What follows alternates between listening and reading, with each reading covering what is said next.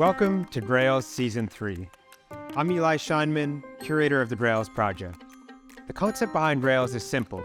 If you had a Grails minting pass, you had a 1-week window to mint one of 20 art pieces, each of the 20 created by a different artist.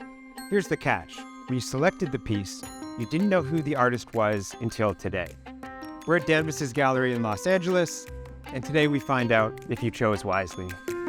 Justin, Derek.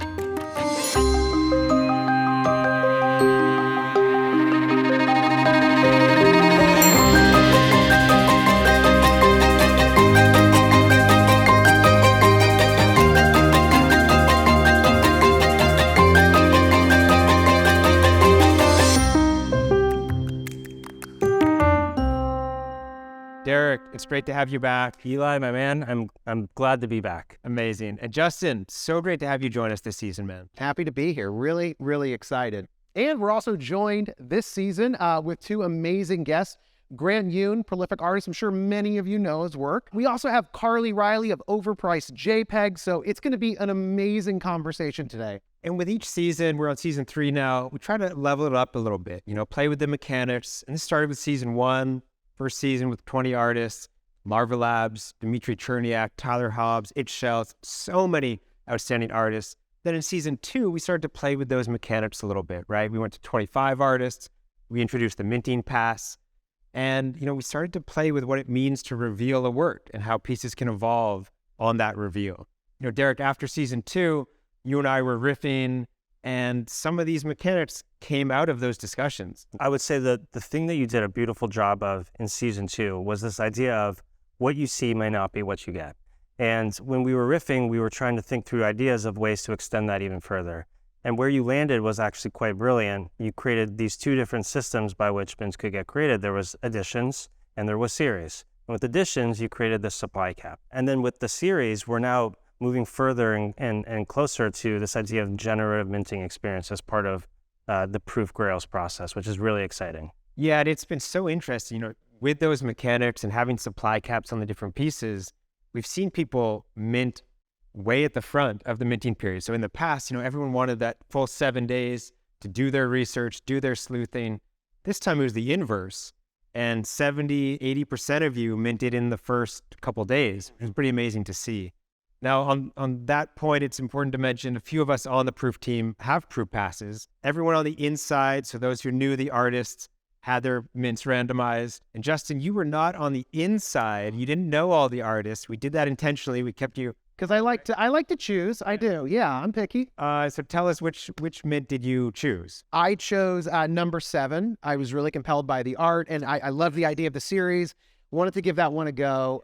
So happy with my choice here. Now from being on the outside, going to the inside, and now getting to do this. What a fun day this is. Welcome to the inside. Thank you. It feels great to be here. The artists in this season have done over 65 million USD in total sales. One of the artists in this season has an individual sale over 7 figures, and 8 of the artists in this season have individual sales over $100,000. And we're here this season at Danvis. We have this beautiful space, the displays. I mean, they really showcase the work. Yeah, these displays are rocking. This is going to be a lot of fun.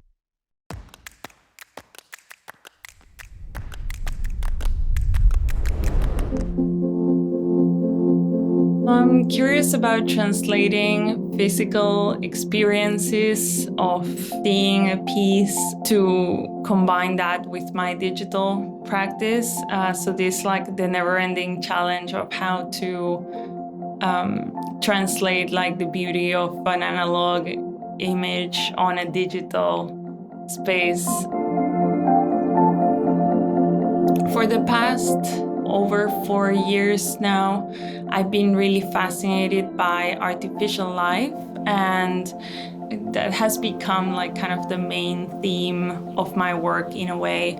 I've approached that from different angles, of course. Sometimes it's more about the relationship between what we consider as natural, what we consider as technology, or sometimes it's more from just a playful approach to generating a zoo of creatures. Or yeah, sometimes it's more specifically about a technological bias. people started to ask me to exhibit my work. And of course, like, the initial response was a lot of imposter syndrome. I was thinking like, oh my God, what is this thing I made doing here? And when I saw that other people felt inspired, that meant a lot to me. And it made me want to open up a bit more and not stay so closed in my own little bubble.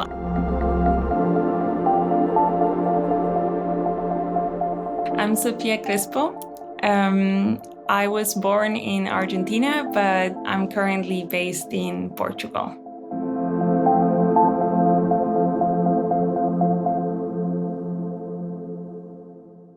So it's so great to have Sofia in this season's show. I've been a longtime fan of her work.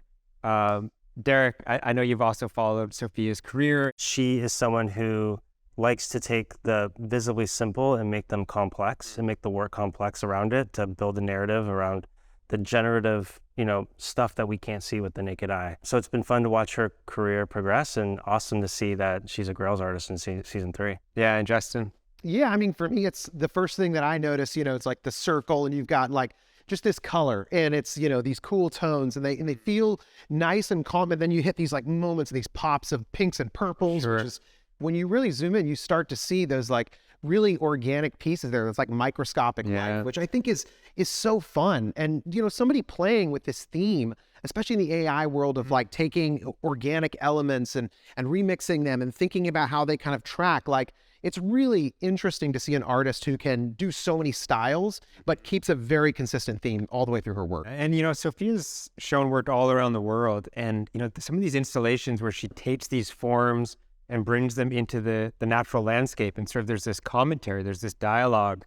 It's just really fascinating to see. So huge honor to have Sofia. This was one of the pieces that I did not hear very many correct guesses, if at all. So appreciate Sofia leaning into a new dimension of her work. And with that, Grail number 6, Sofia Crespo.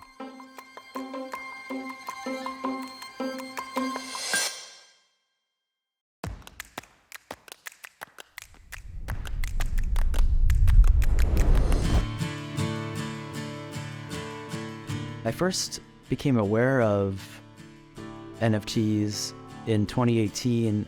I happened to go out to a bar and met the Super Rare founders. They were showing me CryptoPunks. They were probably like $50. I really regret not buying them. But it was Rob Cordetti. I run the brand Killer Acid. I got my start printing t-shirts. I got in with this like little mom and pop screen printing shop. I had a notebook with me. They liked the drawings and they said, you want to come make some t-shirts with us and we could sell them in our shop. And as a 15-year-old, I was like, that sounds like the coolest thing I could ever do. I moved to New York City when I was 21. I did some of that like fine art stuff. I just didn't ever feel like a good vibe from anyone. I felt like everybody was trying to like gain ground and kiss ass. It's just a very cutthroat kind of world. It took me about 10 years of hustle before my art became viable as a career. Out of 100% of my work, probably only like 10 or 15% of it actually like makes it to the final form. When something comes together, I'll see like a piece and I'll be like, I know this is gonna hit with people. I know this is gonna resonate. For this project, I wanted to make a piece that was about feeling like I was a robot. I feel like there's a lot of pressure on artists to grind out work and you're faced with this reality of AI. You start feeling like you're a robot yourself. You have to continually grind out the best thing you can, and sometimes that's difficult. So that's kind of what the piece was about, is just feeling a little bit like I'm in this dystopia where I need to keep creating beautiful artwork, but I'm also feeling under the thumb of the future coming too fast. The brand's mission in general is to continue to make weird stuff and to try to push the envelope a little bit of what we can create. Yeah, just keep looking forward and trying to make the best stuff we can.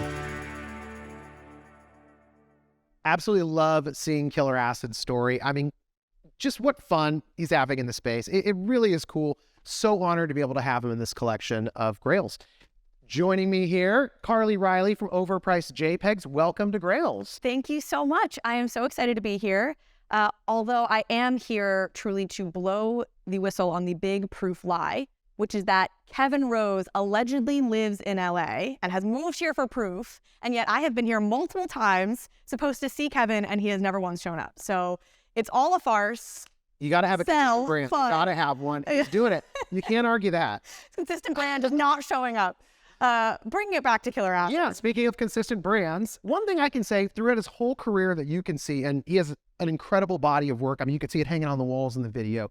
He is having so much fun with his art, and I think it really comes through.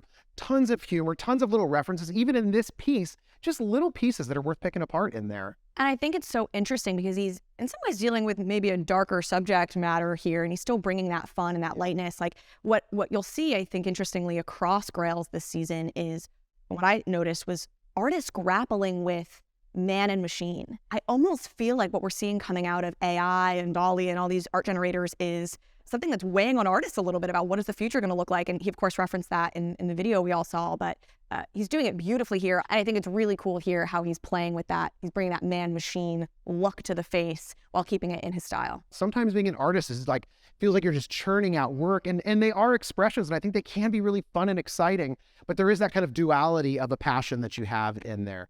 So really excited to have this piece in here. Killer Acid, Grail number 10. This is Man Machine.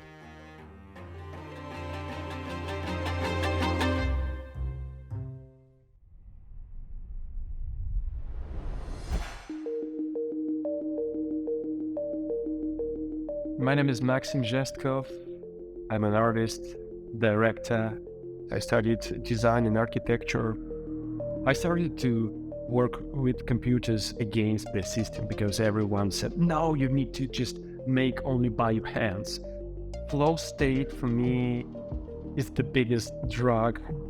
When we zoom out and see the essence of artists, it's about delivering the new universes. We have art studio where we make troubles, and we have a commercial studio where we solve troubles. These two completely different forces. It's just making crazy amount of energy. And when you work with biggest clients in the world, you need to be aware.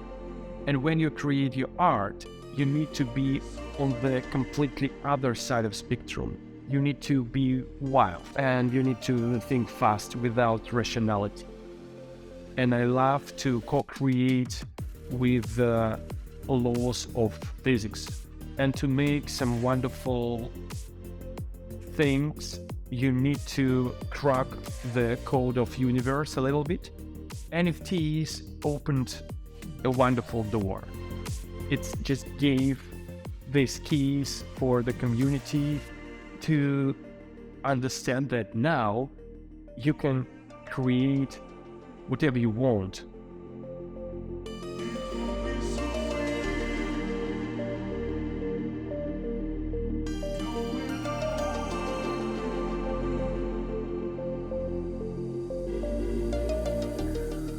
So Maxim's work here, pretty amazing. A series of 12. So honored to have him in the show.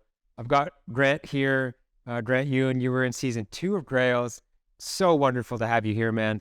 I had a wonderful time with Grails too. And so when Eli offered, to kind of bring me out here and talk about Grails 3, I just couldn't say no. I appreciate that. So, talking about Max's work for a moment here, this is a series of 12 pieces, and they're all 2 to 5 minutes in length. And I know Max's process well enough that, he is meticulous in how he produces. He's got a team, so he works in a studio setting. The amount of work that went into these works is really impressive. So honored to have these. Grant, from the artist's perspective, when you look at these works, what do you see? There's very few artists just in the world that are able to provide that layer of depth and scale that his work provides. And so when I take a look at his work, I think it's definitely different from some of his one-of-ones that he's been doing. But at the same time, I think it draws the viewer into just that single light that's kind of shining and beaming kind of from the bottom up. Yeah. And we're able to kind of get a layer of depth that, you don't really see in art just overall or any form of animation. And that kind of three-dimensional aspect, I think, is what he really brings to the table. For me, I'm always trying to uncover how exactly they got here, how exactly this work was made. And in doing research on Maxim, it was clear that he has a level of proficiency around architecture, around sculpture, around motion graphics. He's very much into many modalities of creating, creative work. It's really cool to see all of those different, areas of expertise find their way into a single piece like this. So this is a pretty special one. Yeah, Max has this incredible history. He was part of the PS5 global campaign, so much client work over the years, but then has bridged into this space so successfully. 100 ETH sales on Super Rare, his process, his state of mind. I asked him about his routine when we were chatting because he's just so productive. And with that, Grail number 11, Maxim Zhestkov.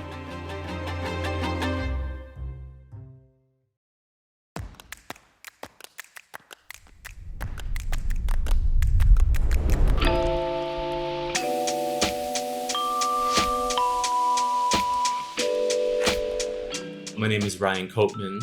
I was born in the Netherlands, in Amsterdam, but was raised in British Columbia, Canada.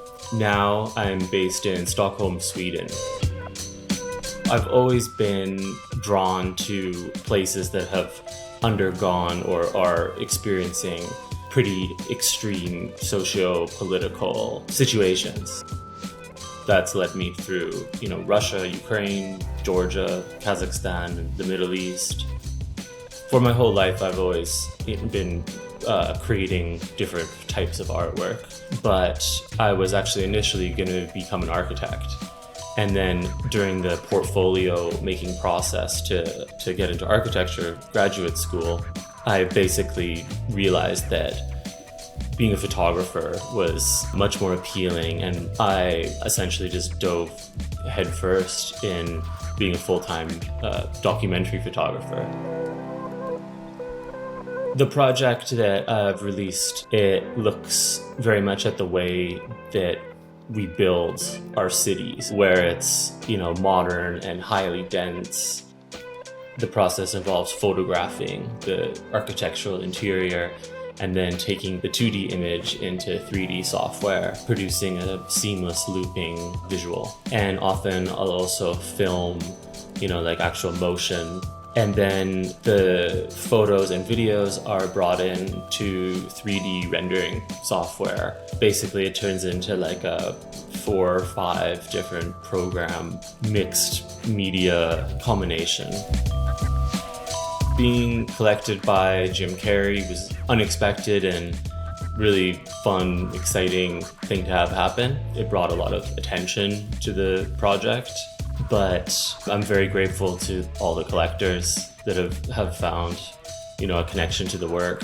It's a privilege, and I'm really excited for it. So this work from Ryan Koopmans, it's really an evolution of the work he's really well known for. You can see some of those similar themes here. This is interesting because it's a series of 8. And with not that many mints, these are really small edition sizes. Ryan's work sells regularly for 20 ETH and more as a 1-of-1. I'm a huge fan of this. I'm a huge fan of Ryan's in general. Yeah. When you talk about it being an evolution, I think his work that's like landscapes and buildings always has been kind of heavenly to me. It reminds me of heaven. It's so cool. And what I love is this is so different, and I love this just as much. He's just diverse in what he can do, and I think that's super cool. And if you have this piece, you are in good company, as you heard. Jim Carrey is also a collector, so it's a small collection size, and you've got some high-profile people there joining you. So excited for anybody who got this. We can now see, now that we know it's him, this evolution from his work that he's more well known for.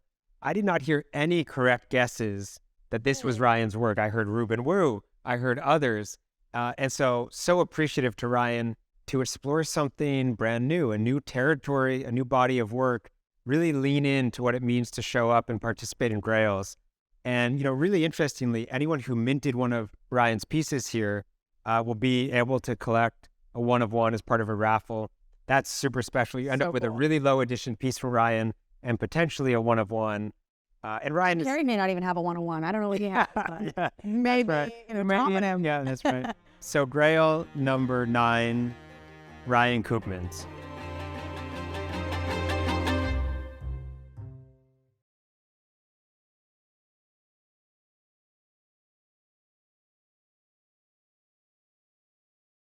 So Grail 19 is pretty sweet. This one is, if you look to the left, you can see Trey Radcliffe. That's the shadow that you see on the left. And the person in the crux of the tree, that's the very elusive X copy. Number 3 is most definitely not X copy. Although. Number 16. This artist has appeared on the 100 Proof podcast more than any other artist. Trent Reznor of 9 Inch Nails. I think Grail number 4 is from Seneca because, come on, that style's iconic. You can't fool us. Grail 7, Zach Lieberman, unmistakable style, color palette, range of exploration.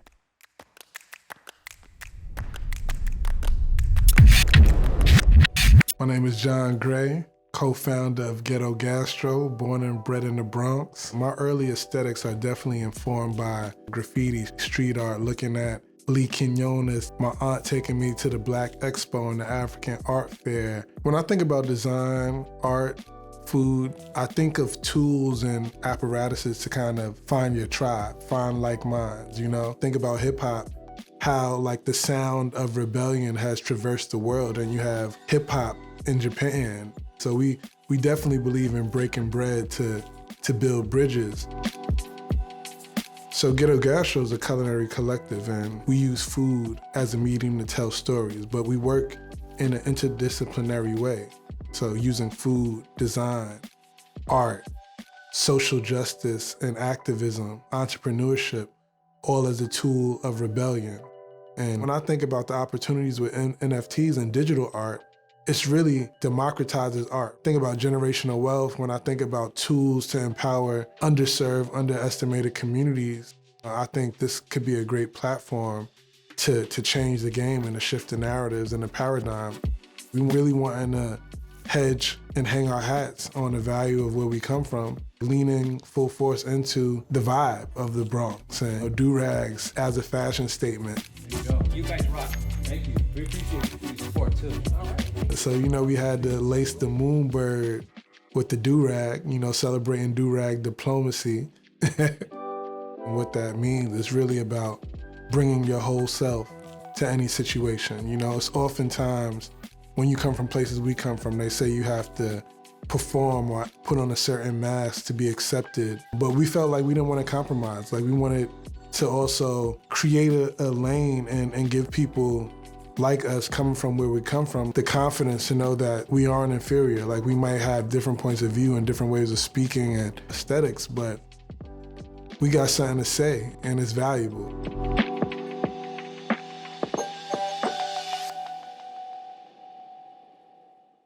It's so awesome to see that video, to learn a little bit more about Jon and the context behind Jon and the fact that he's multidisciplined and he leans on all of these different types of influence to inform the work that he creates. Yeah, we worked with Jon on the Moonbirds collection.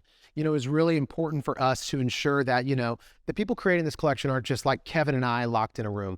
We really wanted people who are in touch with culture for where they are to be able to celebrate that. And Jon, you know, his contributions were he did the do-rag trait as well as the gazelles trait.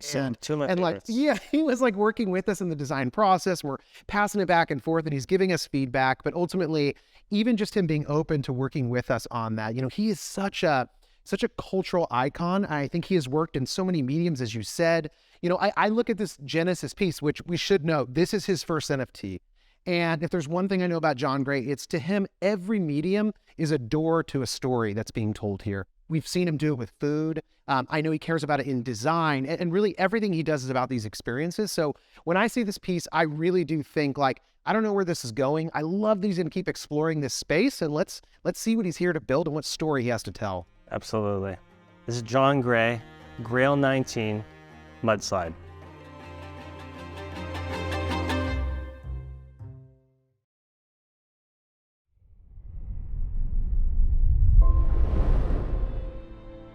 I grew up with my dad. My mom just wasn't there. He did a very great job raising me, but mental health wasn't really something that could exist. I was dealing with a lot of intrusive thoughts and obsessions, like almost paranoia. I take a lot of the blame for the way it evolved. That's when my mom went back into the picture and she saw me one day and she was like, maybe you should go see someone now. And so I accepted, and turns out that I was diagnosed with OCD. I needed first to understand how I was going to deal with that, also shed light on mental health. And so I turned my practice slowly towards searching what I was feeling and what I was living through. I started pushing the envelope on the physical work more and on paper work. And I started taking commissions on the side. And then I kind of fell into the blue rooms. I was diving into inner dialogue and just trying to build archetypes. And what I felt like was this little room between your art and your stomach. I don't know if that makes sense, but that little spot, I thought it was blue. So I just started nonchalantly working on that concept, and then it got attention, basically like steady attention and getting good collectors to buy the pieces. And then Nifty Gateway dropped, and that's when it went completely batshit, like crazy. I like the idea of objects, and I felt like objects could be normalized. And I had this funny thought about smoke breaks. I had a bunch of friends at my home and we're smoking outside, and I just kept one. And then I drew a checkerboard on a big piece of paper, and I just dropped my Prozac on the floor, and I just put my cigarette there.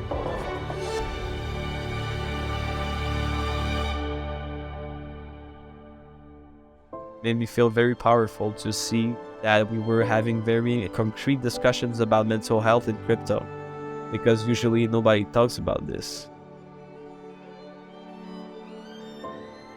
I am Tijo. I'm from Chicoutimi, Quebec. So interesting to hear Tijo's story and see this piece here.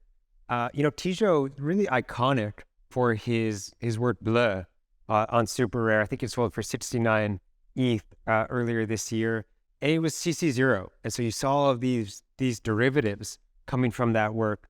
Grant, I know you know his work quite well. You're a collector of his as well. Talk about that a little bit. What I really respect about Tijo and what inspires me when I look at his work is that he's so vulnerable, and he's very open about the things that, he wants to share and talk about with his audience. One of those being mental health. And I know that's something that a lot of us have a difficult time talking about. And he talks about it in full, and he's able to reflect it and talk about how his art reflects his mental health. And I think this particular piece, we see some antidepressants, and we also see a cigarette. And for better or for worse, a cigarette is very iconic in just society. And there is so much depth to this emotionally that people can relate to it personally, and they can also understand another side of him that he might not necessarily need to explain explicitly, because he's able to show it through his art. Such a commentary on mental health. And in my conversation with Tijo, it's really so interesting to get to know him as a person, his life story, his trajectory, and really informs, from a collector perspective, the value, the way I appreciate his output and his work, that final form. So this is Grail number 12, Tijo.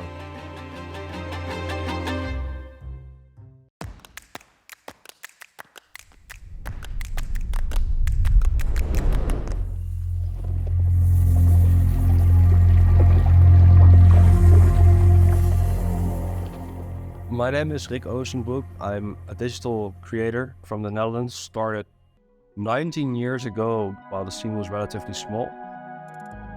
Because there was not really a way to be an artist like in the digital field. You sort of had to be creative to make money. So it was more or less within the advertising realm where I was active ever since the age of 17. I sort of moved around. In general, it's always good to see different cultures, different vibes. Especially like the creative scene in LA is very inspiring to me. My career was pretty successful in my early 20s, I would say. Advertising focused, so most of the time like a client gave me an asset and I had to do some fun stuff, create some stars and some magic. I really lost sort of touch with the reason why I started to create. So I sort of started to not work for clients for a bit.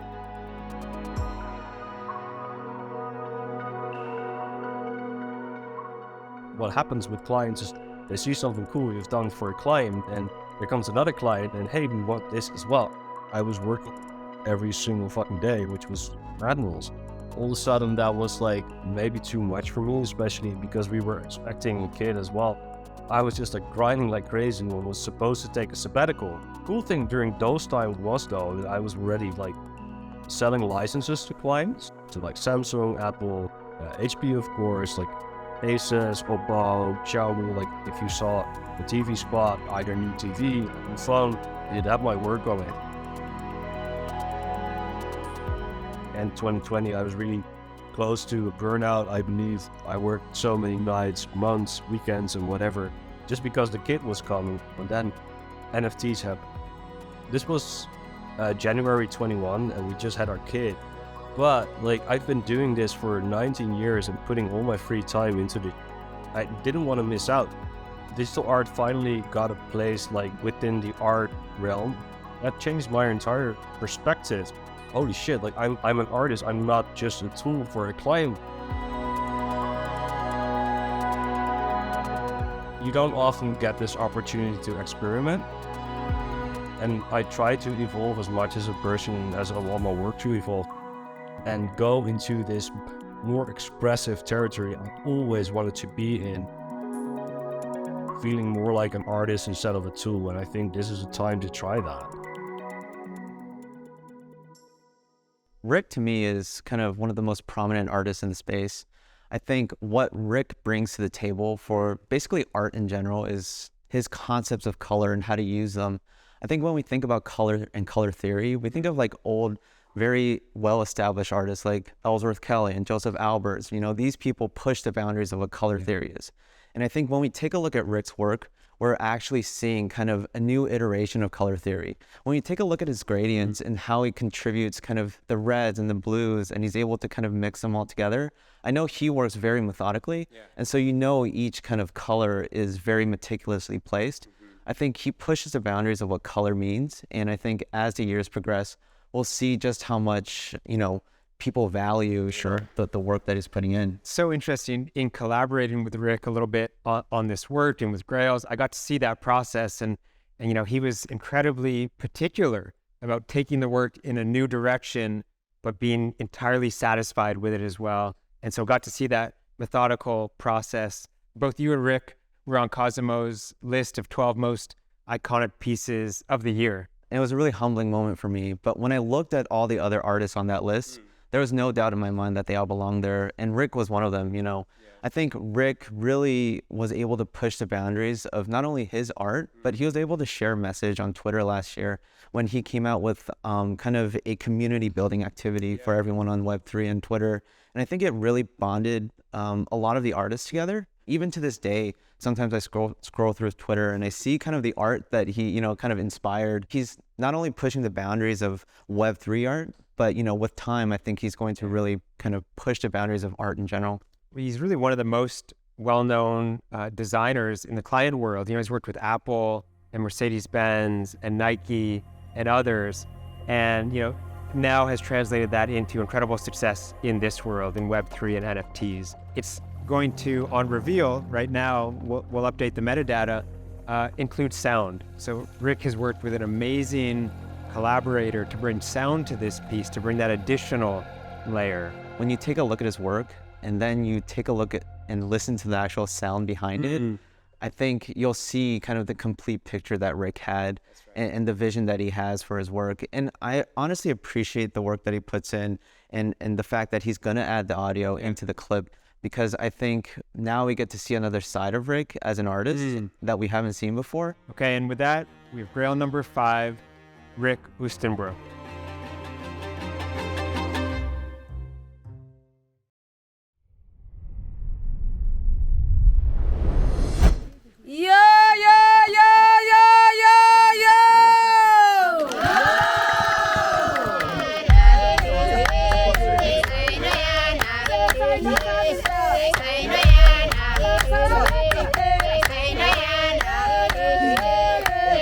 My love for art started since I was a child because my dad loved collecting books and magazines, and we used to read that together, and he would tell us. He used to tell us about the character in the book, and he would tell us the artist's life in the magazine. And my mom used to be in the small local music band, and she used to sing for us. And me and my brother and my sisters used to write the script and fucking around.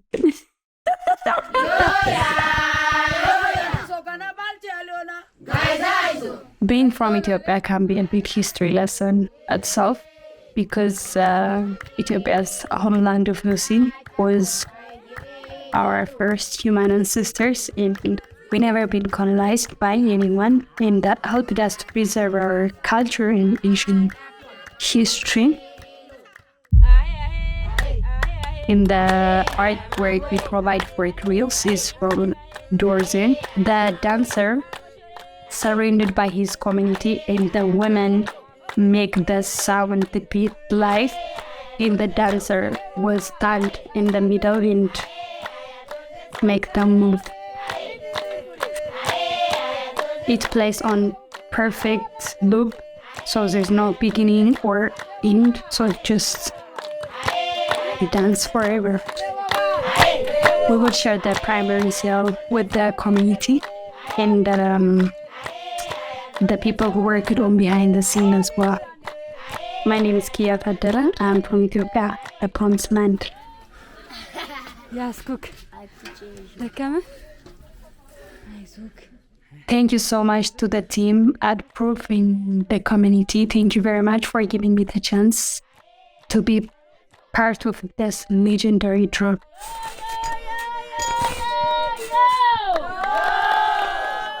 So this work from Yatreda, I've said it a number of times in the lead up before this reveal. This is one of my favorite pieces in the show.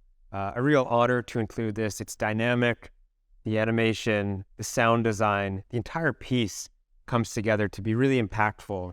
And I think in the context of this show and the other pieces in Grail Season 3, it really stands out to me. This was minted not that many times, so it's an incredibly small edition, very special piece. Such an honor to work with Yatreda. It's an interesting collective, and you've got Kia, who really leads it up, who is just incredible. Amazing. What really stood out to me here was how you can get messages out now, certainly via the internet, of course. Social media has broken the world open, but NFTs add an interesting layer to that, and you can see how Yatreda takes advantage of that. So true. Their mission is, how do we elevate the heroes of Ethiopia whose stories really haven't been told? I mean, it was interesting. They've profiled, they've done work depicting the Queen of Sheba. I've completely heard about, but had no idea that there was, she was Ethiopian, or there's an Ethiopian origin story there. So I love how they're really taking advantage of NFTs as a medium to spread the word about the stories they want told about their culture. And it's so impressive. I mean, they try and stay really authentic, as close as they can to what folks would have worn and how it would have looked down to every detail. So they shop at vintage stores to make sure they're getting the pieces, or Kia's sister is apparently a very talented fashion designer, will design the pieces if they can't find something that fits. So just incredible attention to detail, and they're taking advantage of this technology to tell really impactful stories. Their collection, Strong Hair, again, one of my favorites, and an honor. Truly an honor to include this one. Vitalik shouted them out. And he's profiled by Time. I don't know how many artists he mentioned, but I don't Yatreda was like the big one. So that's right. Very cool. So this is Grail number 8, Yatreda.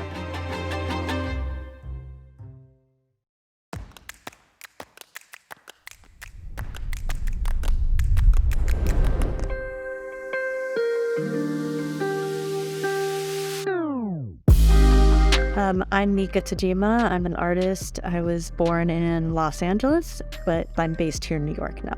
I'm using sentiment analysis and social media data to manifest my NFT project. And so I wanted to use machine learning to visualize new human subject positions using various data sets. Anybody who's looking at it, their own subjective interpretation of it is completely their own and locked within that person's psyche. This piece for Grails developed out of a sculpture that I did in 2019 for a show in Japan. I'm often like looking for metaphors in materials and process itself. So technology is like a beautiful metaphor for me because it's like, it's so naturalized to like our way of life and being now that we almost don't consider what it's doing to shape or change our lives. We're trained, conditioned to respond in a way. The sound on your phone vibrating, feeling compelled to check your email. I'm also really excited that this Grails project will evolve into further collaboration. I've been thinking about how I could utilize NFTs as a new process or medium. Each one is unique and represents something specific and a specific moment in time. So it's like really thinking about this notion of mood as material. The physical metaphor was an electromagnetic grid underneath this pool that was triggered by this algorithm, the machine learning algorithm, to create shapes and forms. In the end, this piece is like really to think about identity and who we are as like fluid and ever-changing and always in formation.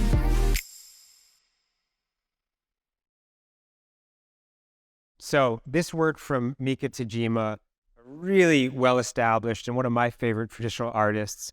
This work came through Pace Verso and our relationship with them and Mika. So it's really interesting to start to bridge those worlds. It's pretty dynamic, right? It's got these different dimensions, sound design, the animation. Talk to me a little bit about what you see here. You know, you have more traditional artists moving into Web3, and Grails is actually an amazing place to do that because you have this built-in audience that's speculating about who it is and building hype around it. So to make this your launch point, I think is an awesome way to go about it. So kudos to her, first of all, for, I guess, spotting that opportunity. And then the work itself, I think, is super cool. I mean, we're seeing it here, like the mix of the inorganic material on the outside and then the organic look on the inside. And it reminds me of like a snake moving through water or a serpent. So there's this interesting thing for me between like the nature of the organic and the structure and form of the inorganic. And it's just really interesting from that standpoint. And it has the audio component, which I love. The audio. So cool that she's a multimedia artist and it shows, right? She can play with sound and visuals and all the different forms and sculpture. Super impressive. And, you know, again, this is a launch pad for traditional artists to enter NFTs and Web3 in a really interesting way. This is a special piece because, of course, it's Mika's Genesis NFT. And so anytime it's an artist's first NFT, you know, from a collectability perspective, that's something that's always really interesting to me. Of course. So this is Mika Tajima, Grail number 16. I'm guessing that Grail's number 7 is Zach Lieberman. Grail number 1 is DeafBeef. DeafBeef is Grail number 1. He's got a great sense of humor and there will be sound. Grail number 17 is made by Art by 11. Grail's 20 is so obvious. It's a collaboration between Beeple and our very own Drew Barman. Hello, Proof Collective. Trey Ratcliffe here with incontrovertible evidence that number 3 is Gary V. It's well known that at age 41, Gary V got his first box of crayons, and just after that, he put up this tweet, "I like red." Grail number 13 is Yazid. It'd be kind of hard to not feel like I absolutely know the answer, but I have no idea. I was looking at the edges of number 13 and thought that they kind of look like the edges, like the texture and shape look like the edges of Fontana by Harvey, Rayner, Pattern.co.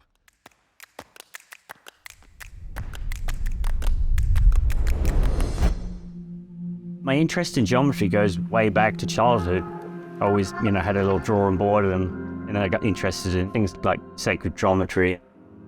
And I've always been a maker. If I haven't been making art, I've been building things, designing things, product design, engineering. So I've never not made pictures. I started using geometry, I think, because I used to feel like art was just so boundless. You had so many options, and geometry felt like a way of structuring this boundless kind of space of possibilities. And I wanted to find a way to kind of meter that boundless space of possibilities in the same way that rhythm, tempo, scales does in music. I built the visualizers not really with the intention of making art, but I was so kind of enamored by the outputs that's where it went. My name's Harvey Rayner. I'm from the UK originally, and I've been making art for about 25 years. You know, a lot of the projects that I do, the project is starting in my mind from a geometric idea, and it's like one of the fundamental pillars of the way I think about art. I don't necessarily know how things are going to look, but I know what I want to try to accomplish in the code, in the geometry, and I took a very new approach to creating the sort of like the canvas texture in this one, which I hadn't done before, exploring. I call it trad realism, so this kind of like, this very sort of deep textural kind of output. You know, I noticed this trend in generative art where people were kind of like, it seemed like they were intentionally imitating traditional art media, and when I first saw that, I didn't like it because I thought, well, let's find some new textures and forms that grow naturally out of, you know, this new genre. But as I kind of like got into it more deeply and started to develop my own forms and just sort of like create a lot of variety within every little primitive I made, I think it's simply the fact that the subtle textures we like in traditional art, we continue to make, are also the things that we like in generative art. So even if, say, watercolor paper had never been invented prior to generative art, I think we would eventually make something that looks like watercolor paper because it has this beautiful kind of homogenizing kind of quality to it, which just, you know, we do it for the same reasons. So it's not that we're imitating something from the past, it's just that it's simultaneously kind of converging at the same point. I love hearing about Harvey's story, learning more about sort of where this work emanates from, the way that it's informed by his physical trades and his digital art. You know, this is an interesting series for a couple of reasons. One, it sold out incredibly quickly. I think some people were able to identify that it might be Harvey. We saw JDH buy a couple mint passes specifically, I think, to maybe mint this work. Flamingo DAO. We saw Flamingo mint as well. Derek, talk to me a little bit about Harvey's body of work, maybe Fontana in particular. Yeah, so Harvey has quickly become a fan favorite in the generative art world as it relates to on-chain stuff. Yeah. He was one of the final artists to present work in the Art Blocks curated, the final series, Series 8. Yeah. And his Fontana collection really stood out from a lot of the other pieces that had dropped on Art Blocks curated for Harvey's use of discoloration and like abrasion of the composition as well. It gives this illusion of time and degradation that I think was really compelling for folks. Did you suspect, or did anyone in the community suspect, that this might be a Harvey Pattern.co work? You look at that border, that discoloration, the borders, that was the thing that people attributed perhaps to Harvey. Fontana shares some of those treatments. So the community did quite well on this one to identify it. As I said, sold out incredibly quickly. An honor to work with Harvey. Just a good human. Totally. And definitely an artist that has seemed to really just be finding his stride right now. He's in conversation with the community constantly. You know, Harvey's interesting because in the lead up, people thought, as I mentioned, it might be him. And he was in the Discord, not the Proof Discord, a few others, and on Twitter, outright denying that it was his work. Grail number 13, Harvey Rayner.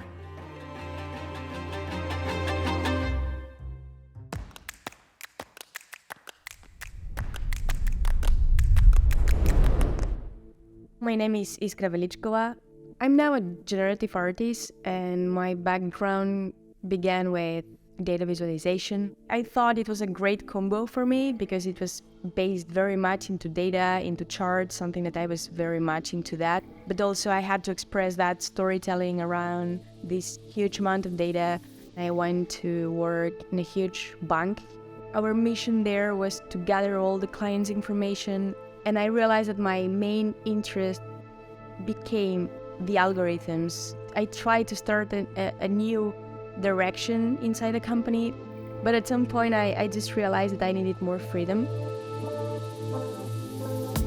I realized that I needed something more creative, so I quit my job and I spent around 1 year creating just for the sake of beauty. Generative art is something that unlocks a lot of things.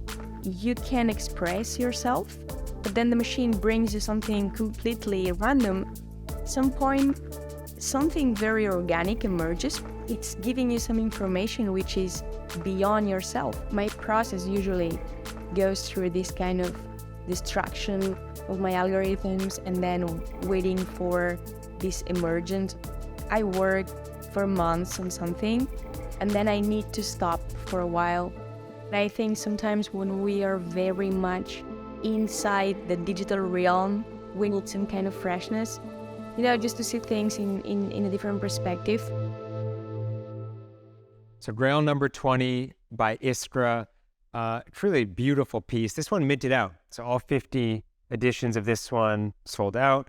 And when I think about Iskra, she's really one of the top emerging generative artists in the world and has such an interesting background. I know you're a big fan. Talk to me a little bit about that. I think Iskra's super cool. She has a data visualization economist background. I think she studied economics in school. So I've always just admired those left brain, right brain folks. And she clearly had that going on. And to watch as she's evolving as an artist, I think is super cool. I love this piece. Yeah, same. It's funny because a lot of her work almost feels kind of sci-fi and kind of digital. Not that it's like hardcore sci-fi, but I only say that because this piece, for me, it's like kind of like fantasy. I don't know if anybody else is gonna get this reference, but what this for me evokes, I feel like the forbidden forest and like a dark forest in the corner and there's like dark mist. I don't know. There's like something kind of like a dark fantasy story to me about this piece that I really like. And I like the textures in it a lot. Sometimes she plays with texture in her work. Sometimes it's a little bit more straightforward, digital, doesn't have that texture element. So I think this piece is super cool. As you look at the piece now, you know it's Iskra. You can see some of her bright moments released here as well. She's also collaborated with Zach Lieberman, an amazing generative artist. Horizons? Horizons on Tezos, FX Hash. So such an honor to have this work from Iskra. Grail number 20, Substance.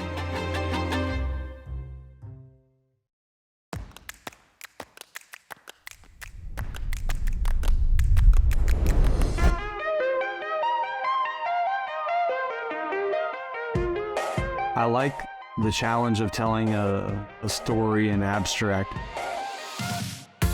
because most people see it differently. But if I can convey a singular story that's perceived by the majority of people, I think that's an interesting path to pursue. I'm ACK, Alpha Centauri kid. I started out doing contemporary art, oil on canvas, stuff like that, in high school when I started focusing on the arts. So it was important for me to get back to my roots, but in a new and interesting way. I wanted to combine what Warhol did with sort of like a noisy, glitchy feel to it. In this piece I made, I wanted something minimalistic, but that has meaning to me. This is somewhat of a self-portrait, just like jumping into the void and just trusting the muse and just, following my vision. I could just stay in my lane and just do the easy thing, but I think, looking back, I want my daughters to, use me as an example that he did what he wanted to do, not what society wanted him to do.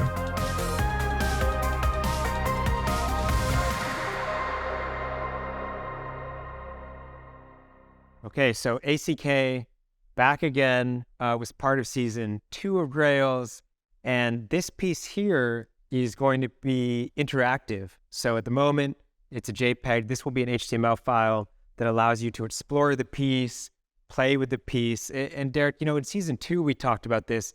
ACK has this really distinct way of engaging with his collectors, with the space. Talk about that a little bit. Yeah, he is a master of being a truly native crypto artist. He is out there on the front lines. He's subversive. He's in your face. We talked about this a lot in Grails too. And even the act of, is he the first ever second repeat Grails artist? That's right. Even that is playing with expectations of who he is and the work that he creates. I mean, this is a really small edition ACK piece, which is hard to find. In terms of it being an interactive piece, and then also from the artist perspective, what do you see here? Yeah, so from the art perspective, I think ACK is one of the artists the space needs. Yeah. I think he is, without a doubt in my mind, one of the best storytellers in the entire space. Yeah.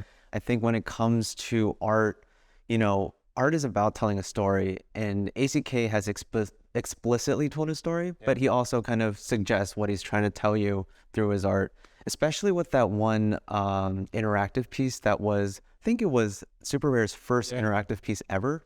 And so he's pushing the boundaries of kind of how to interact with art. And he also is able to kind of do quote unquote performance art that is not so much gimmicky, but that pushes the boundaries of how, you know, like contracts are built and how we interact with contracts and digital art in the space and how we can immerse ourselves as viewers and collectors and artists alike. So that's Grail number 17, Alpha Centauri Kid.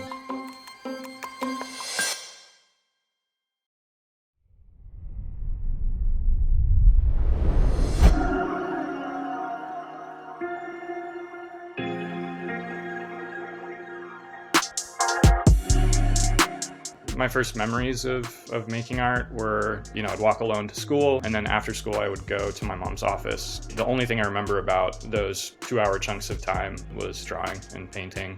That's what I did every day. It was kind of like my art time. I knew that I wanted to do something creative, but then I got into USC to the film school there. Completely coincidentally took a creative coding elective. It did give me the exposure to computer science that I'd never had before, and it made me think of computer science in a much more open-minded way. It made me realize how creative programming can actually be.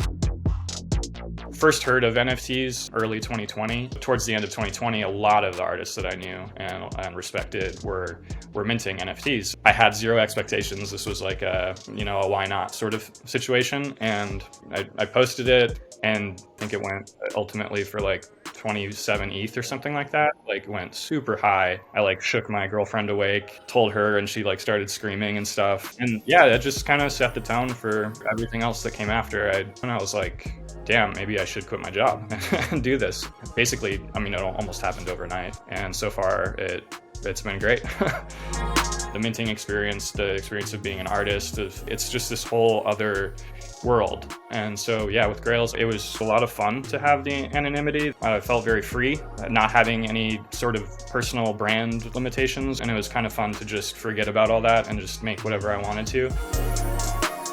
And really, the whole reason I sort of switched gears for the Grails project is I love graphics, and it's a fun thing to nurture and get better at. I'm just so excited about trying to take these things from the old world and put them into this brand new, very exciting, very cutting edge medium of generative art. My name's Michael Kozlowski. I'm a media artist and creative coder. Okay, so we've got this piece from MPKoz. Now, this is a 150-piece series, which is pretty amazing. As you look at the outputs, the diversity across that series, that set, pretty amazing. This piece was minted by 6529 and Cosmo Koz with a pretty amazing mint. Grant, as you look at this series, at this work here, what do you see? I'm so glad for Grails 3 you guys got some generative artists, because when I take a look at this and I see MPKoz's work, I'm just so blown away. Every single piece that he's in looks almost like a painting. Yeah. And then to know that a lot of his work is stored on chain, and all of his work is all generative. Like it just blows me away. And when you take a look at how he codes and his entire kind of, repertoire and his entire work, you can see just the range he has with, his toolbox. MPKoz maybe most well known for Chimera with Art Blocks Curated, of course, also Tectonics, but talk to me a little bit about some of those other collections. Yeah, I love what Grant was saying about MPKoz's work here looking like a painting. Chimera is probably most well known for this concept, and he has stated this before himself, that all art is just, it ingests the art that came before it. And so with Chimera and this work, Chimera in particular, looks like a 2D flat painting, much like a Van Gogh sunflower. But when you actually interact with it, you realize how dynamic and interactive the piece is. It's really bridging these two worlds together. And so he is a master storyteller, master at the craft of bringing these old concepts into the new. Yeah, it's so interesting with this series in particular. I saw people think it was a variety of different generative artists, Zach Lieberman being one of them. But such an honor to have this work. Grail number 7, MPKoz.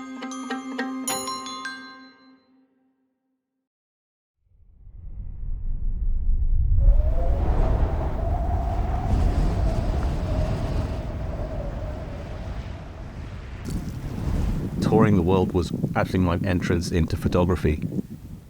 Photography was my way of documenting my travels. And so that led me to my first trip to Svalbard. My name's Reuben Wu, and I'm a photographer and a visual artist. I had read about Svalbard and how there were so many interesting things about it. It's so far north that you have to look south to see the northern lights. It's so cold, dying is illegal there. It's pretty remote. The only way that we could get from place to place is via kind of snowmobile. And so we were traveling using these snowmobiles over mountains, glaciers, valleys, and across these frozen lakes. And so the person there is actually my guide who was leading the expedition. He's there kind of silhouetted against the sunset. The photo was taken in March, and the sun at that latitude is very, very low in the sky. And it barely peaks over the horizon, but kind of stays there in this really strange perpetual sunset. So it was this really kind of strange otherworldly feel.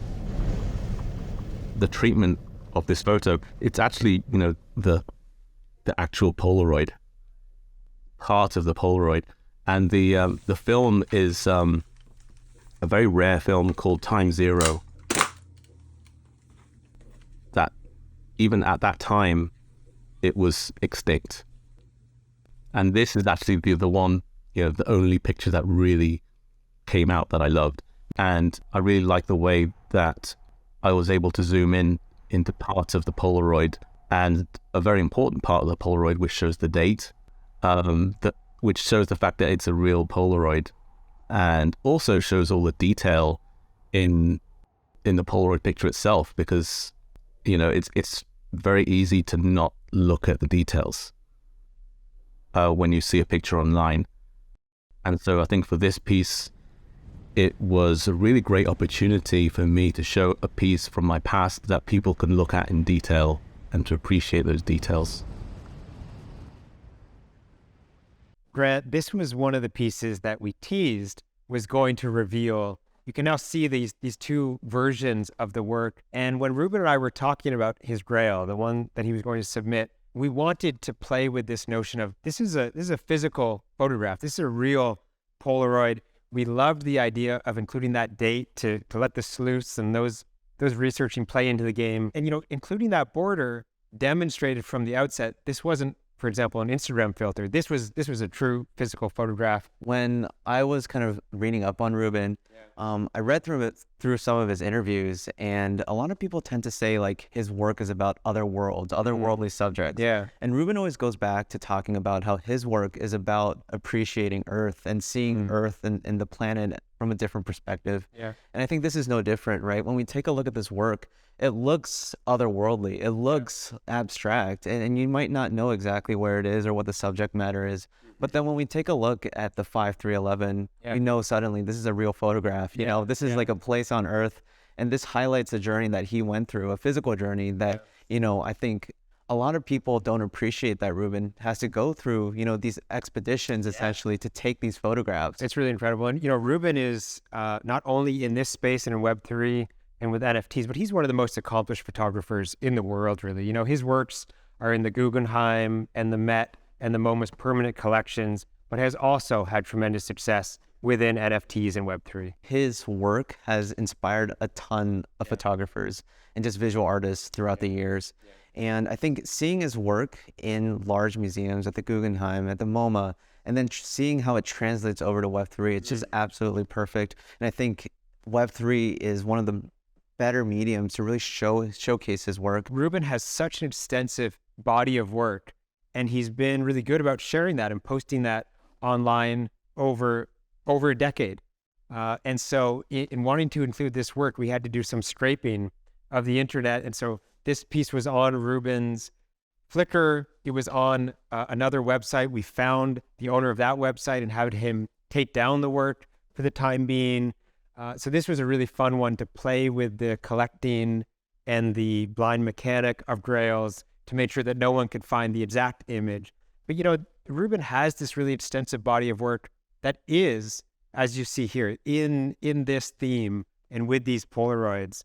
And so to see this work as the genesis in his photography career is so interesting kind of that story about how you had to scrape like these images off of certain, websites just shows you how much provenance exists on the internet, even without blockchain. And so now having this tokenized and his other works tokenized, I think really sets a standard for art in general, and especially his work because it's so powerful and it's so prominent. So true. And with that, Reuben Wu, Grail number 15, Temple Fjord.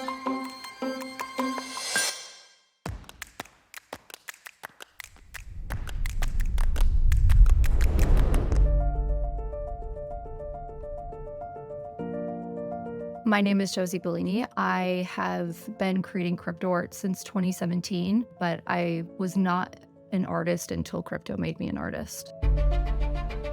From a really young age, I was supporting myself and my younger sister. When I was 11, the court took us away from my mom, and I got to stay with my little sister. And from then, we still lived in really turbulent, unstable situations. The first time I was introduced to crypto was in college. I got to go to these meetups and meet biohackers, people mining Bitcoin in their basements, like these really fascinating people who were all together for a purpose. I was really intrigued. I ended up quitting my job. I got back in touch with like the design side of things. I was really excited when I got approached about Grails because I started looking at some of the previous Grails collections that were released. I thought they were displayed beautifully, and I saw that the proof team had intention and a thoughtfulness behind the collections. One of the reasons why I was really excited about the piece that I made is because it's really different than my crypto art, but it embodies a lot of the same things that were really important to me in my early works. I've used women in all of my early artworks. I've been surrounded by women my whole life. When you look at her, you see power and you see energy, you see life, you see all of these different things. You see so many emotions in her. And I was really proud that I could create a base with AI that could still symbolize my previous works and where I am now. It's so great to have Josie in this season of Grails. She's a longtime crypto art OG. She's been making work since 2017. She's had work sell for over $400,000 at Christie's. She is someone who has played with the technical nature of her work over time, and someone who's very well respected by artists and collectors alike. It's a fantastic piece. I love that there were, two beats in the story here. There was, the abstracted version that was on the Grail site. And even that alone to me was just stunning. I mean, the color is unbelievable. And then to start it with like the two color bars that they have are just like super punchy and impactful. And then you've got these like incredible contours that are happening here. And it does feel organic. And there's like some geometric lines though. So it's just like all of it kind of felt like, ooh, this is kind of a tough one to follow and put together. Although surprisingly enough, I will say in the Discord, people did start putting together the piece and started to take it out, because it's a vertical orientation. They flipped it horizontal. They started piecing it together, and they even drew a face in there to show, I think this is the silhouette or a bust of a person, which is just amazing. So awesome. The sleuthing that happens in Grails is totally undefeated. What did you think, Carly? Well, I am obsessed with Josie Bellini, like personally and professionally. I just think she's amazing. And the name Josie Bellini, I'm like, you're like so cool, and you get that name and everything about her. She's like a very accessible person. If people know her, she's warm, she's amazing, she's great to her community. But then her work is super edgy and cool. And as people said, she was super early into crypto art, which is just awesome. And this is her first work where she's actually playing with some AI elements, yes, which just feels so in keeping with who Josie is as an artist. She did Cyber Brokers, which was not first, Avastars and others, but it was all on chain. Cyber Brokers which was really pushing things forward in a cool way. She's now doing this with mechs where they're fully 3D rigged from the moment you mint them, but you're piecing together parts of it. Like, she just is always pushing the technical bounds while still keeping the work so stunning and beautiful. And she's doing it, of course, again here. So true. The last thing I'll note is that Josie has always played with women as her subjects. And to even carry through that into Grails with the piece called Her, it's just it's phenomenal to watch her evolution as an artist and as someone who's making work here in the space. And with that, Grail number 2, Josie Bellini, Her.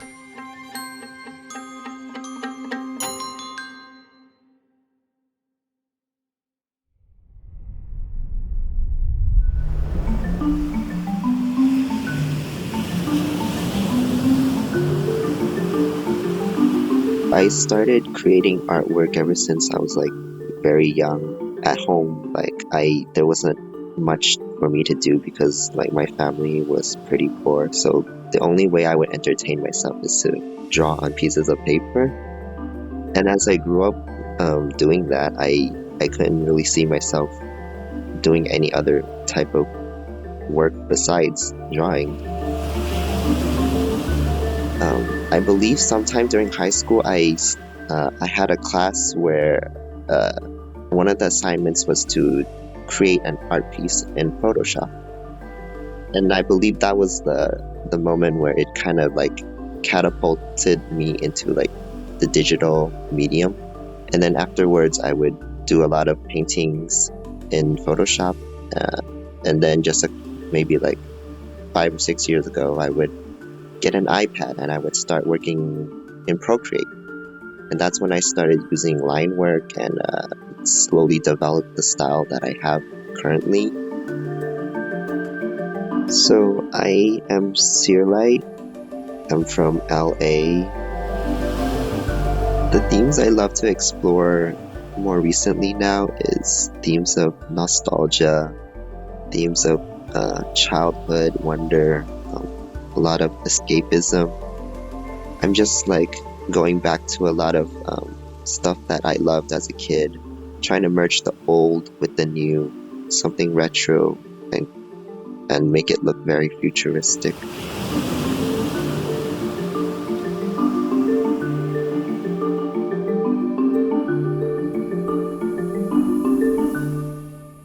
Number 14, Seerlight. I think this one's going to be a big surprise. I didn't hear anyone guess that this was him in the lead up, which is always really fun to play into that dynamic. But this is, and most people know this, he's one of the highest selling super rare artists of all time. I think his last 3 pieces on super rare sold between 90 and 150 ETH each, which is insane. Carly, I know you know his body of work pretty well. What do you like about sort of Seerlight's practice as a whole? Yeah, I mean, just first of all, congratulations to anybody who has this one and now has a Seerlight, because that's insane. An awesome coup to your portfolio, I guess. Yes. I love his work, and it's so fun to me. Nostalgia is kind of hot right now, I feel like, as a thing. We're all gravitating towards things that remind us of our childhood, and Seerlight, his work is gorgeous, but it also captures that. I know he's very inspired by the anime he loved as a kid, and that really is reflected in these scenes he does. I don't know what else to call them. Sure. The scenes are just so beautiful. And I love the way he uses color, and that comes through here too. I love these colors, and I think he's just masterful. So it's super cool to have him a part of this season. Yeah, absolutely. It's such a joy to work with him too, as he tried to explore something new in his practice, right? And that's always the challenge here, is how does a really well-known artist with a really distinct style like Seerlight play into the Grails mechanic? And I think he did it so successfully here with this work, Shores. So really a true honor. Yeah, I love it when artists successfully mask who they are and play with a different side of themselves. I think that's what Grails really should be about in many ways. So it's very cool. So here it is, Grail number 14, Seerlight, Shores.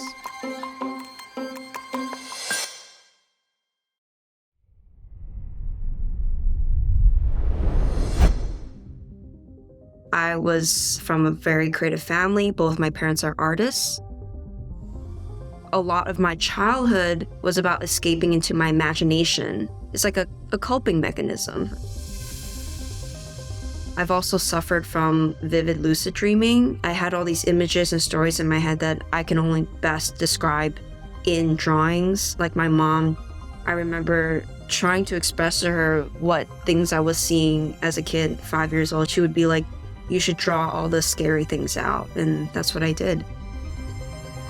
Being exposed to art and design very early on led to a Bachelor of Arts at the Rhode Island School of Design. It took me a long time. I feel like it took a lot of trial and error and a lot of time and dedication. I wasn't so hyper aware of what NFTs were. I just knew that it was happening. And I was about to make this character that had to live in that world. And so that's sort of my beginning. The Bored Apes came about during my career as a commercial illustrator. I had created a small portfolio of character designs, which then informed my clients that I had this skill set, and something clicked with the story of the apes. But after the apes sort of blew up, that's when I really dove in. I'm like, there's something here. I created something that clearly resonated with the audience. I realized that I'm attempting to create characters that are sweet and cute, but they also have a look of existential dread. I just love this cute entity that was seeing other things in their heads. If there's some kinship between me and Shermie, I think he'll just continue to evolve. We'll see how that develops. I'm sure there's a story behind this character that I am not ready to speak about yet, but just know there's definitely more to come. It is so cool to have All Seeing Seneca as part of Grails 3. I'm really excited for her as an artist and to see her coming into this new phase in her career. I think being the artist behind Bored Ape Yacht Club is both a blessing and a curse in a lot of ways. And she's so incredibly talented. And what I love that you're getting to see in this piece is she's still bringing in some of the character work that has made Bored Ape Yacht Club so successful, and that evocativeness that she's able to bring out in an animal character in particular here. But she's also adding the fine art elements that are really defining this next phase in her career. And she had a successful auction, a solo show at Phillips that did very well. So you're really starting to see the fine art piece of her background and her as an artist come through. Even just visually, this piece, it just, it does a lot for me. But particularly, I've seen her most recent work, and it's had this really interesting blend of really soft brushes, and then there's sometimes a really hard line work. And the, kind of the material within it kind of feels sinewy and organic, but kind of creepy. I think on her website, there was a description of it being cosmic horror in Candyland. Oh, I love that. And, yeah, I mean, that feels really right, because it's it's beautiful, it's cute, but it's there's something about it that's kind of sinister. Kind of horrifying. Yeah, it's multiple eyes. I mean, that's very Lovecraftian in a lot of ways, but it's I love the composition. I love the piece. The color is used so sparingly. You've got this really powerful bright red. You've got this really strong kind of white washer, and then it's just the eyes, these glowing eyes that are just manipulating and moving. And it's a really, really stunning piece. I'm a big fan. This is Seneca, Grail number 4, titled Shermie.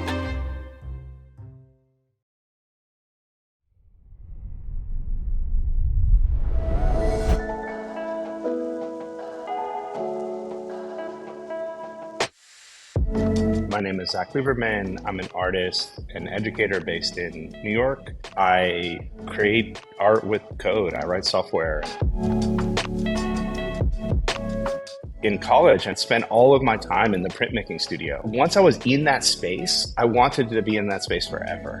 I knew that feeling, but I didn't know how to translate that into a profession. And I got a job as a designer, and I totally lied. I had no experience. I would come to work with a backpack with a Photoshop book and an Illustrator book, and I didn't know what I was doing. And then I'd go to lunch and I would look everything up. And then after lunch, I was much better. One thing that's been really exciting to see with NFT and Web3 platforms is just this notion of being able to author digital media that people can own. Personally, as an artist, I think the most important thing is for work to find a home. It's been really hard for digital files to find homes. And so here's this technology that enables that. To me, that's really exciting. What I've seen over the course of, I've been teaching for 20 years now. I've just seen it get easier and easier to get started. I don't think I've seen this much generative work. I think that there's an amazing moment for seeing, especially young creatives, new voices. So I'm excited about this space. In 2016, I started this process of doing daily sketches where I think about them almost as kind of small, short poems where I'm trying to express something, almost trying to say hello to the world every day. And it really started because I was watching my students, and I did this project with them where they made all of these small sketches for an artwork. And they had so much fun. And I thought I really want to be like them, kind of every day making something. There's a lot of opportunity there for sure. This series from Zach, this is one of my favorite pieces in this season of Grails. I mentioned it a few times on Twitter Spaces, in the Discord, Grail number 18. was one of my favorite generative artists.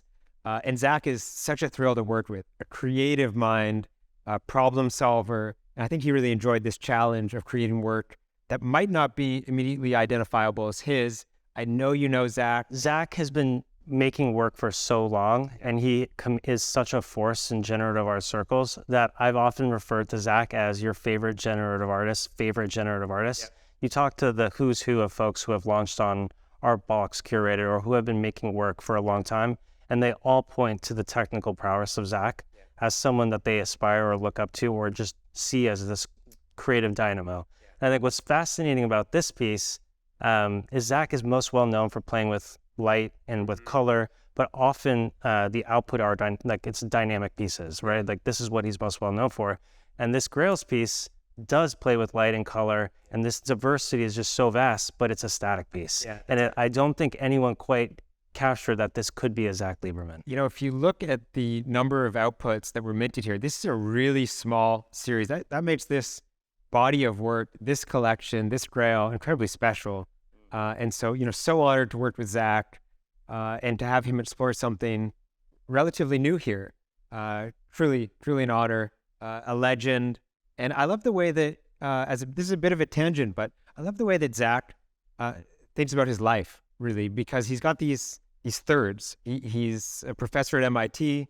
He does a variety of client work, and then he has his own practice. Grail 18, Zach Lieberman, How Things Fit Together.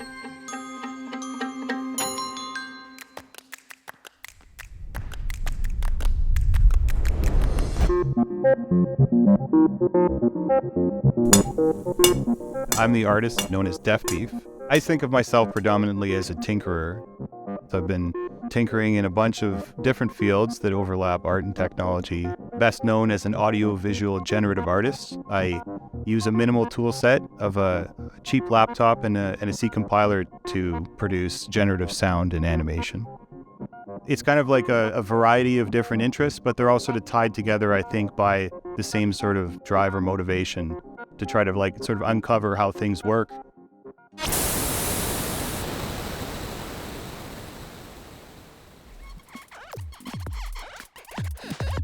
Prior to NFTs, my full-time job was making things out of metal, particularly jewelry for handmade wedding rings. I was really drawn to blacksmithing because it was a counterpoint to sitting in front of a screen all day.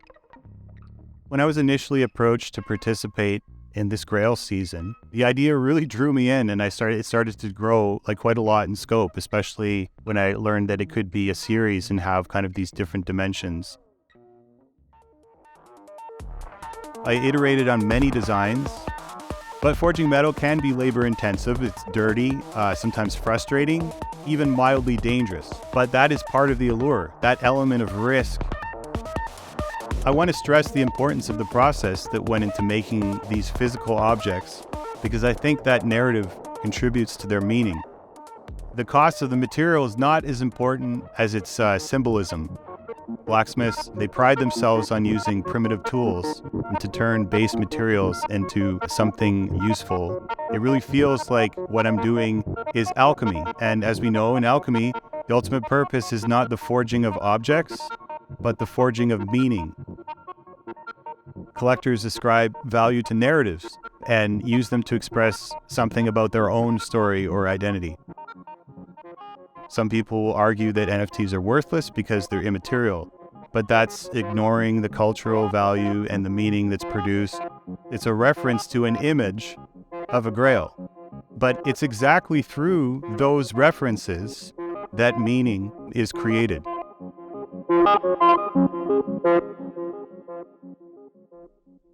Wow. Okay, so DeafBeef, Grail number 1, and I think well suited for the Grail number 1 position. This is a wild series.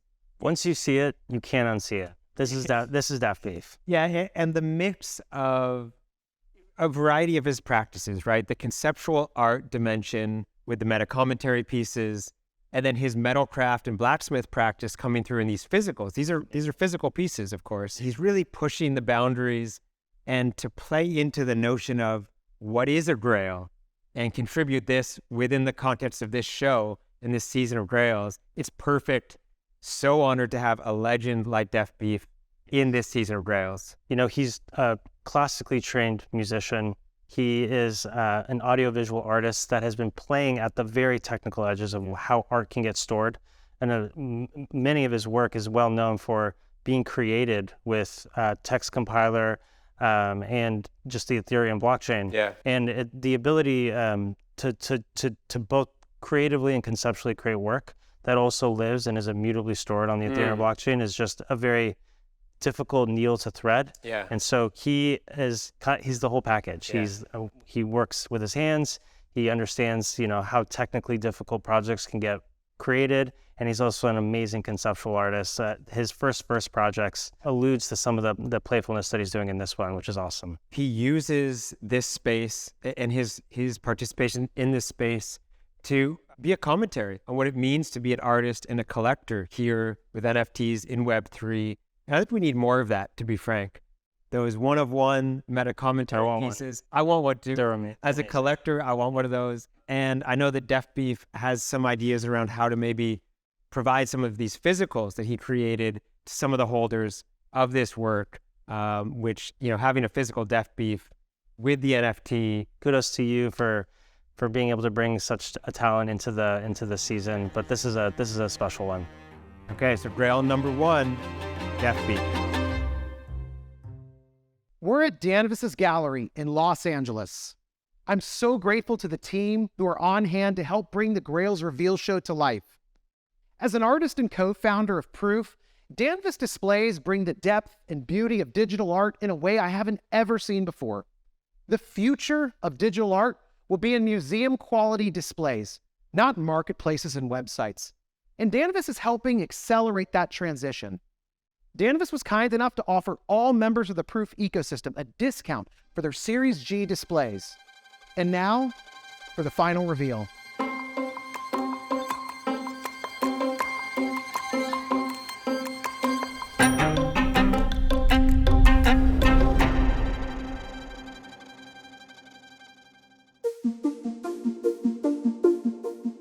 About 10 years ago, when I left Seattle and I went on the road to start my first nomad ship, I put all my possessions into storage and just had a laptop and anything that would fit into a backpack.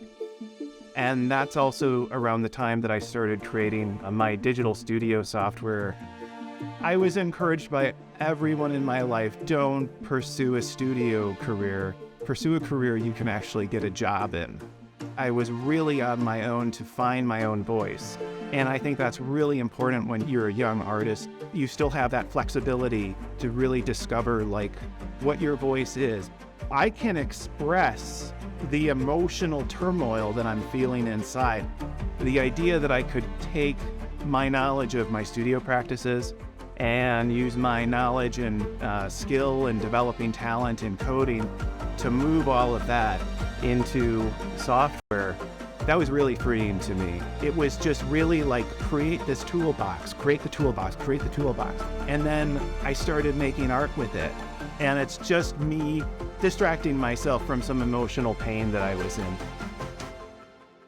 And so when I was asked to participate in Grails, I thought about like, what is a real Grail for me? You know, and it's really like this quest to find this mythic item. For me, that mythic item would be this drawing that I created when I was 4 years and 4 months old. In this piece, I wanted to draw a line through history to connect my youngest moments to the work I know that's coming. My name is Matt Kane, and what I really want to do is I want to honor my 4-year-old self. The piece itself, it's going to be interactive. Each hour, you're going to have a different color come in on the drawing. When I went to Sotheby's, I drew a line through history to connect crypto artists to the Impressionists. And so in this piece, I sort of wanted to also draw that line from my childhood to the present.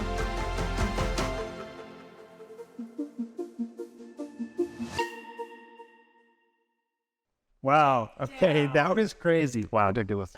Yeah, I mean, to have Matt in this season with this piece, that's pretty outstanding. I did not hear really any speculation that this was going to be him. But now that we know, you can see that lineage, right? And, knowing Matt, there had to be more layers to the work, of course. And so while there is that lineage from this really early childhood drawing to his current work that he's known for, these are also now going to evolve in some interesting ways. I teased to those who were minting that one of the pieces, this one in particular, would evolve slightly. And in this case, the star pattern behind that piece will be unique with each of the 50. And so what was an addition of 50 is now a 1-of-1 from Matt Kane. Pretty wild for those who minted this piece. And, again, knowing Matt, there had to be another layer.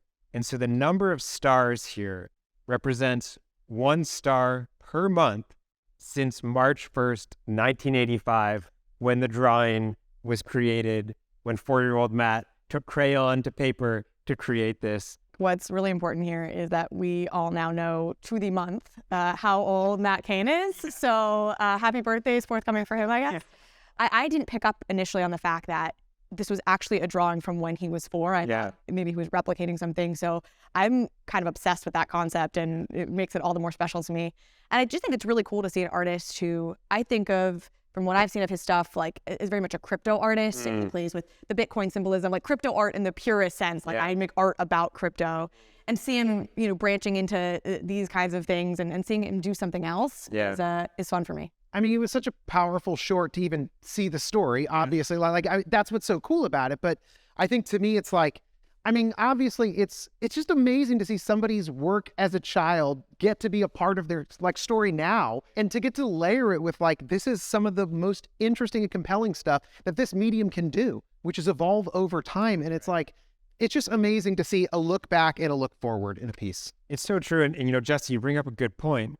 While the stars represent this history of the date that it was created until today, moving forward, Matt's going to add, as part of the contract, as part of this file, an additional star every month indefinitely. So again, this is going to evolve over time. It's a continued legacy. That's right. And there's this parallel with this work, Derek, and Gazers. Right? Yes, definitely. And what I love is that this is very much a look back, but it's also a look today at the work that Matt is creating. So you brought up Gazers. Gazers is one of the more successful art box projects to ever launch. I think the floor today is something like 34, 35 ETH. There's 1,000 of these Gazers, and it's really an homage to the lunar calendar. Every time a phase of the moon changes, the object in the owner's wallet changes as well with it. And so as I think about the evolution of the stars here and the evolution of the moon changing, the objects in these owners' wallets, it's a very complementary piece to the work he's done in the past. Yeah, absolutely. And Grant? It really struck a chord with me because we see Matt as some artist that is one of the top artists in the world, but he was human too. He is human too, sorry. Yeah. And he was just a little kid like any of us, Yeah. I think seeing kind of his art when he was 4 and seeing his art now, we do see that he has an open dialogue with his past self. And he's able to kind of progress what inspired him when he was really young. And so I think just as an artist myself, having, old drawings, it's really inspired me. And I think moving forward, looking at his art will help me when I go on to, to create more art. You guys mentioned it. Matt's really one of the most successful artists in this space and beyond, selling physical works at Sotheby's as well. He's had sales, over 250, over 300 ETH. There was amazing speculation on this piece too. I heard everything from Elon Musk to someone probably threw in an X copy because they just want an X copy. It's been a great season. Matt Kane, Grail number 3, proof of origin, picture of the planets. All right, so that's all 20 artists. What an amazing season. So thankful to all 20 artists. Thankful to the folks at Danvis, everyone behind the scenes here. To you guys, Derek, Justin, Grant, and Carly. It's really been an outstanding season and such a fun show this time around. Yeah, and I would be remiss if we didn't all thank you, Eli, for all the hard work that you put into this. This has been far and away the best Grails yet, and we can't wait to see what you've got planned for future Grails. I appreciate that, man. I appreciate that. What an enormous lift this is. And honestly, the act of curation, there's a lot of opinion being put into it. And I think you really selected just an incredible group here. So thanks for building such an amazing roster. Yeah, I appreciate that. So tonight, we'll see you all here back at Danvis for the reveal party. and we hope you chose wisely.